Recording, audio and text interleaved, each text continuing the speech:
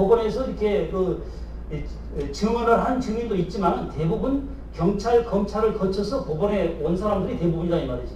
그러면 수사기관에서는 신분이 참고인이지만 법원에서는 신분이 참고인에서 증인으로 변하고 수사기관에서 참고인으로서 진술할 때는 선서를 하지 않지만 법원에서 증인으로 진술할 때는 그 선서를 하게 된다 이 말이지. 그 선서를 하지 않는 사람은 16세 미만이자고 선서의 취지를 이해하지 못하는 자야. 예전에 증인이 증언을 할 때는 법원 사무관 석 옆에서 선서를 하고 이렇게 그 증언을 했는데 지금은 법정이 바뀌어져 가지고 예전에 그 피고인자석과 비슷한 재판장의 재판장의 정면에서 마주보면서 이렇게 증인이 증언을 하게끔 돼 있고, 그 다음에 피고인도 일단은 미국의 당사자주의적 소송 구조의 법정으로 변하면서 검사와 마주보고 앉지만은 피고인 신문에 들어갈 때 재판장이 피고인 신문에 들어가서 재판장이 피고인에 대해서 이것저것 묻죠. 그럴 때는 그 자리에 있지 않고 역시 그 예전에 그 피고인에서 거기 와서 신문에 답하게 된다는 거. 그러니까 이렇게 신문을 할 때는 그 증인이 답하는 그 자리에 와서 답을 한다는 거. 이제 그 전에는 이제 그 검사가 이렇게 대등하게 이렇게 앉지만은 그 구조 관련해서 이렇게 이제 봐주시고. 그러면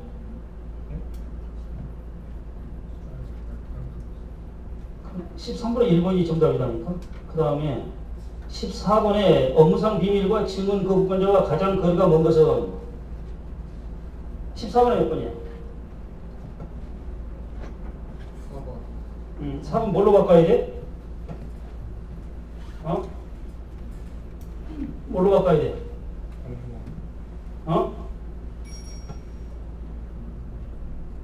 물론 그걸로 바꿔도 되지. 그걸로 바꿔도 되는데, 자, 우선 변호인 들어가죠. 변리사,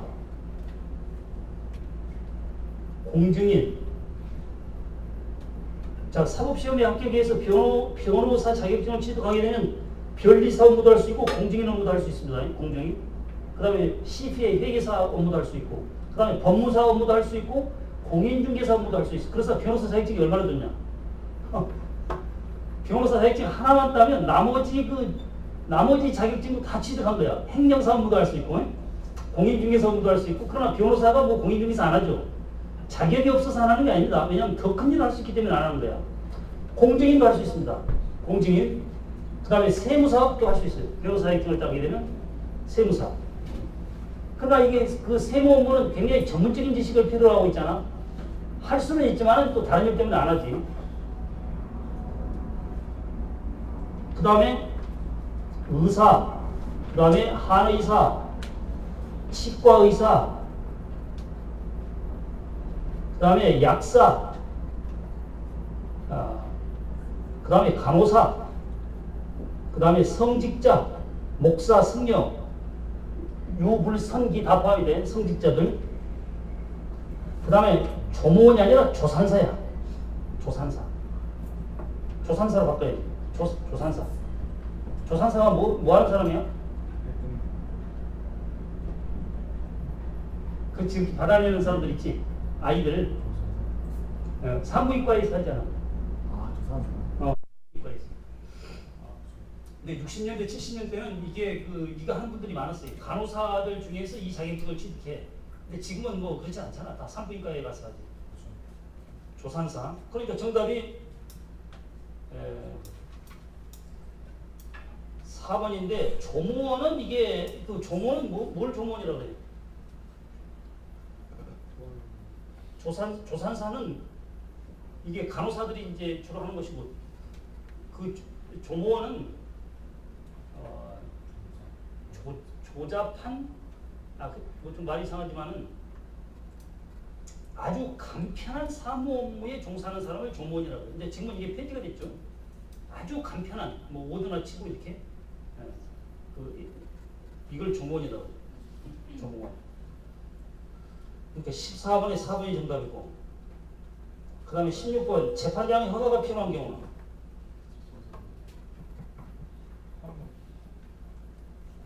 제주신문? 요것도 잘 좀 헷갈릴 수 있는 거야. 몇 번?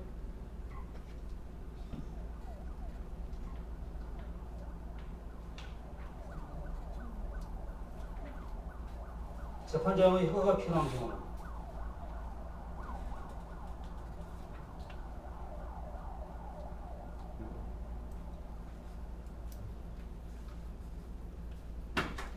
자, 우선 봐.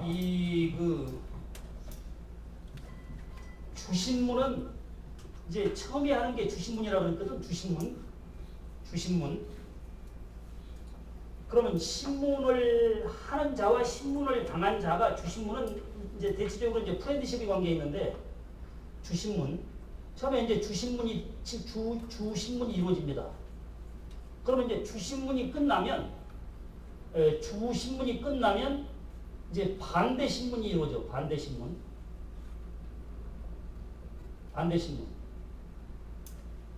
자, 주신문은 누가 합니까, 이게?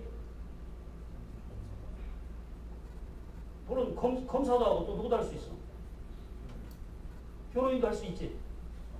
주신문은. 그러면 이제 만약에 주신문을 변호인이 먼저 했으면 반대신문은 누가 하는 거야? 검사가 하지. 그러면 주신문과 반대신문은 하늘과 땅 차이야. 주신문과. 근데 여기 주신문은 그냥 이제 그 소송 절차에 의해서 이제 주신문이 이루어져요. 우리가 이제 저번 시간에 시간도 없고 그냥 해서 그 형사모의국장을 그냥 형식적으로 이렇게 하긴 했는데, 그걸 제대로 이렇게 하려면 몇 시간 걸려야 되겠지. 그러면 그때 이렇게 이제 주신문이 이루어집니다. 이 주신문. 그러면 주신문은 이 소송 절차나 규칙에 의해서 이제 주신문이 이루어져요. 그런데 주신문이 끝나면 이제 반대신문이 시작이 되는데, 이 반대신문도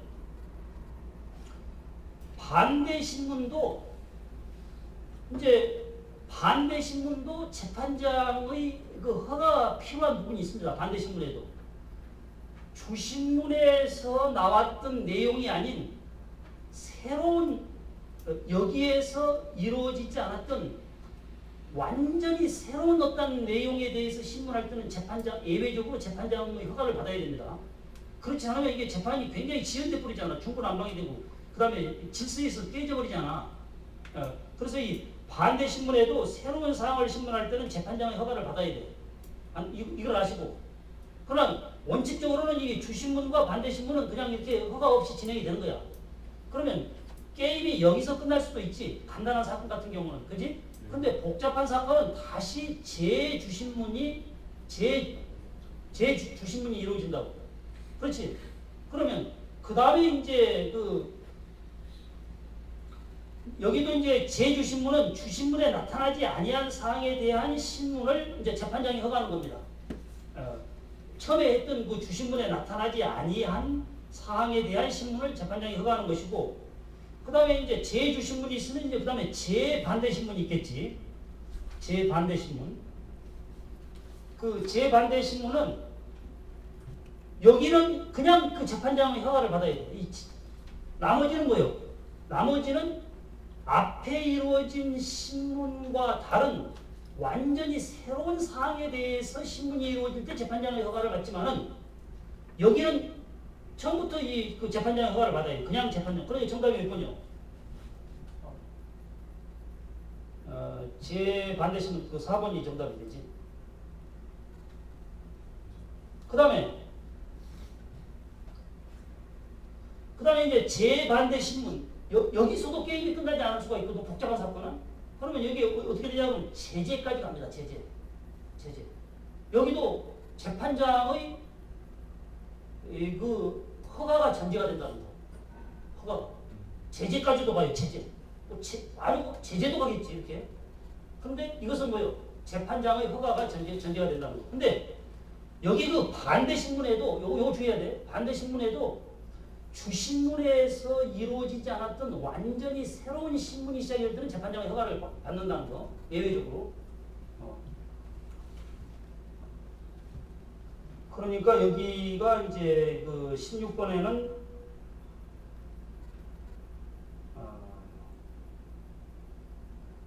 그 16번에는 이제 그 4번이 정답이 되는 것이고.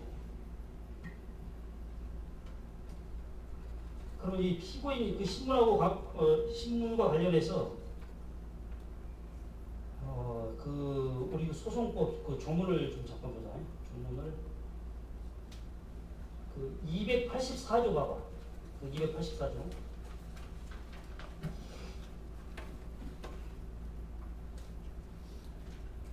그 284조. 우선은 여기가 이제 모두 절차에서 인정신문이 맨 처음에 난다는 것, 그 인정신문 284조 그 인정신문 재판장이겠죠. 재판장이 하는 거거든요. 재판장은 성명, 연령, 등록기준지, 주거와 직업을 물어서 피고인임의 틀림없음을 확인해야 된다. 그러면 인정신문 할 때 피고인이 진술거부권을 행사할 수 있을까 없을까? 진술거부권.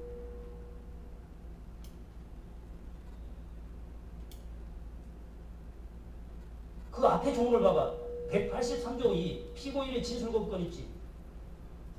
진술거부권을 행사할 수가 있어요. 물론 행사할 수 없다라고 하는 학설도 있습니다. 그러나 진술거부권은 처음부터 끝까지 진술을 거부할 수 있어요. 근데 재판장이 인정신문을 하기 전에 먼저 진술거부권을 고지하게끔 법이 개정이 됐어요. 그거 봐봐. 그러면 283조 2에 피고인의 진술거부권 몇 줄? 자, 피고인은 진술하지 아니하거나 개개의 질문에 대하여 진술을 거부할 수 있다. 그러니까 283조의 2의 규정에 의해서 인정신문에 대해서도 진술거부권을 할 수 있어요. 할 수 없다는 학설도 있지만은 할 수 있다. 할 수 있어요. 인정신문에 대해서도. 그 다음에 그 283조 2에 재판장은 피고인에게 이러함의 같이 진술을 거부할 수 있음을 고지해야 된다. 고지해놓고 이제 인정신문에 들어가는 거야. 그러니까 뭐요?